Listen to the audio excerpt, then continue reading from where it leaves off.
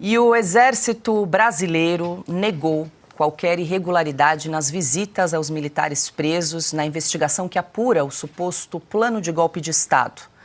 Na resposta ao ministro Alexandre de Moraes, do Supremo, o Exército afirmou que o general Mário Fernandes, detido no comando da Divisão do Exército no Rio de Janeiro, só recebeu visitas de familiares depois da devida autorização judicial. Segundo o ofício, isso ocorreu em 5 ocasiões. Além disso, a Força afirmou que os dias são compatíveis com o regramento inicialmente estabelecido para visitas familiares. A Força alegou ainda que o tenente-coronel Rodrigo Bezerra Azevedo, que também passou um período detido no 1º Batalhão de Polícia do Exército na capital fluminense, recebeu visitas apenas do seu advogado. Já no caso do tenente-coronel Hélio Ferreira Lima, outro militar que chegou a ficar detido no 1º Batalhão de Guardas, também no Rio, o Exército disse que ele recebeu apenas visitas da sua mulher, a coronel Carla Lobo. Segundo o Exército, a militar mora em Manaus, no Amazonas, e foi autorizada a realizar visitas diárias de forma extraordinária, já que estava no Rio de Janeiro apenas para visitar o marido. Alexandre Garcia, quero ouvi-lo. Muito boa noite mais uma vez. Ontem, inclusive, o ministro Alexandre de Moraes chegou a dar um prazo de 48 horas para que o Exército pudesse explicar o que estava acontecendo com os militares presos, que estariam recebendo visitas fora dos dias estabelecidos, visitas aí de familiares e também de advogados. A gente agora traz o retorno, a resposta do Exército, dizendo que não houve irregularidade no caso dessas visitas aí dos militares detidos. Boa noite. Pois é, isso começou no dia 24 de dezembro. A gente vê que o ministro Moraes não descansou. Ele intimou o Exército a responder em 48 horas porque que familiares dos detidos em prisão provisória, preventiva, né, estavam recebendo visita de familiares na vésperas de Natal.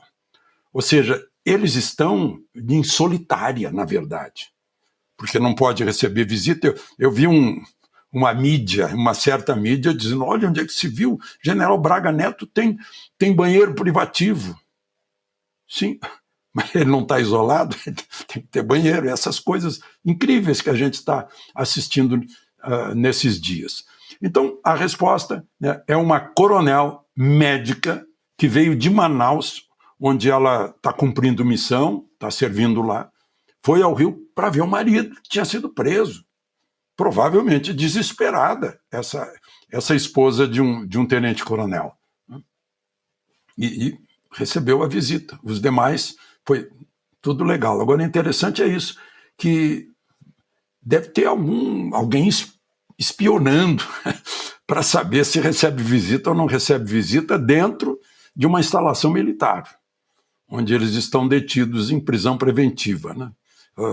Eu gostaria de falar sobre a prisão preventiva do general Braga Neto, 4 estrelas, que foi confirmada, e o interessante é que a Procuradoria-Geral da República, que está a favor dessa medida preventiva, diz que ela é necessária, eu vou ler aqui literalmente, para evitar que ele, por razões de conveniência da instrução criminal e para garantia da ordem pública. É irônico que um general que foi interventor da segurança pública do Rio de Janeiro para a garantia da ordem pública, né, esteja isolado para garantir a ordem pública.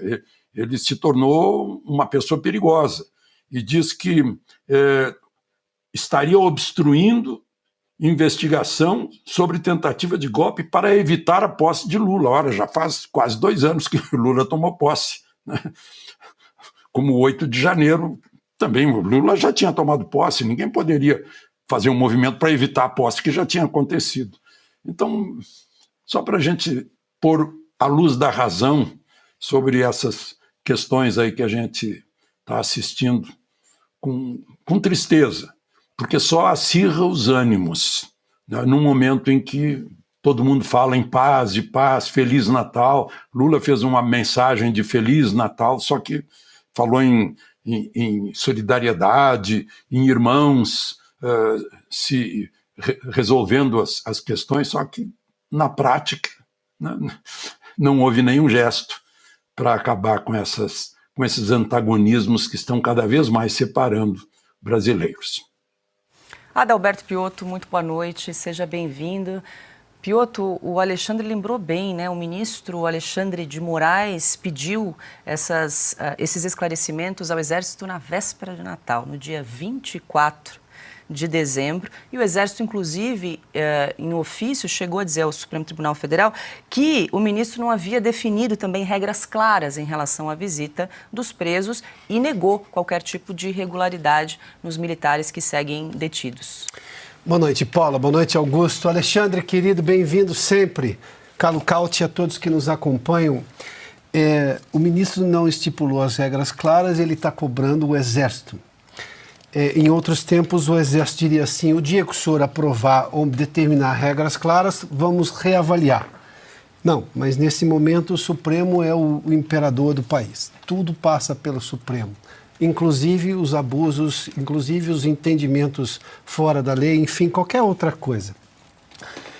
O Alexandre falou aí de qualquer movimento de pacificação. Isso acabou na hora que o Lula nomeou, sem prometer fazer isso na campanha, porque se fizesse na campanha talvez afastasse eleitores, quando nomeou o Flávio Dino como ministro da Justiça, que foi, convenhamos, uma das gestões, se não a gestão mais tensa do Ministério da Justiça dos últimos tempos. Eu não me recordo de nada tão tenso, completamente fora do rito no Ministério da Justiça. Hoje, Flávio Dino é digamos, o ponto de tensão entre o governo e uma tentativa de encontrar uma base no Congresso, agora lá no Supremo Tribunal Federal. Mas esse é um outro assunto. Voltemos ao ponto aqui do Exército e do ministro Alexandre de Moraes. A questão é, primeiro, deveriam estar presos? Alexandre já fez menção aqui também. Qual é a razão e por que não poderiam receber? Eles estão numa unidade militar. Unidades militares têm regras de unidades militares. Funciona assim. Aliás, os militares têm justiça militar, que nada disso está sendo observado nesse momento, porque nesses inquéritos do Supremo cabe tudo, a qualquer momento, da decisão que partir por parte do ministro Alexandre de Moraes, ou de qualquer outro ministro. Porque a maioria no Supremo também já foi para o beleléu, me perdoem a expressão mais jocosa aqui. Tanto que se tem, o que se tem de medida simplesmente datada e tomada por um ministro só, né, as monocráticas, e por aí vai. Fato é que a pergunta, talvez que seja mais importante, reclama-se para quem hoje no país? Quando você se sente injustiçado ou quando você se sente vítima de uma ilegalidade. Pode até não ser, pode ser que você tenha um entendimento equivocado da lei, mas reclama-se para quem? Se tudo já está no Supremo Tribunal Federal.